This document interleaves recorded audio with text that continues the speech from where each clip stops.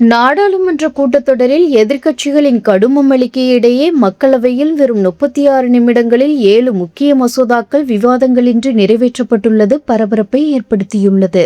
நாடாளுமன்ற கூட்டத்தொடர் நடைபெற்று வரும் நிலையில் டெல்லி மாணவர் போராட்டத்தின் போது நடைபெற்ற தடியடி மற்றும் பல்வேறு முக்கிய அரசியல் விவகாரங்கள் குறித்து விவாதிக்க வலியுறுத்தி எதிர்க்கட்சிகள் அமளியில் ஈடுபட்டன.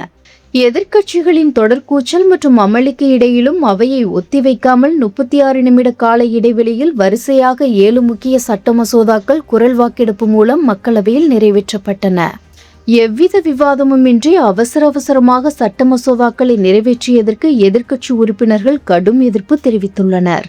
மக்கள் நலன் சார்ந்த மற்றும் முக்கியமான சட்ட திருத்தங்கள் குறித்து விரிவாக விவாதிக்க அவைக்கு வாய்ப்பளிக்காமல் அரசு தனது பெரும்பான்மையை பயன்படுத்தி மசோதாக்களை கடத்துவதாக எதிர்க்கட்சிகள் குற்றம் சாட்டியுள்ளன.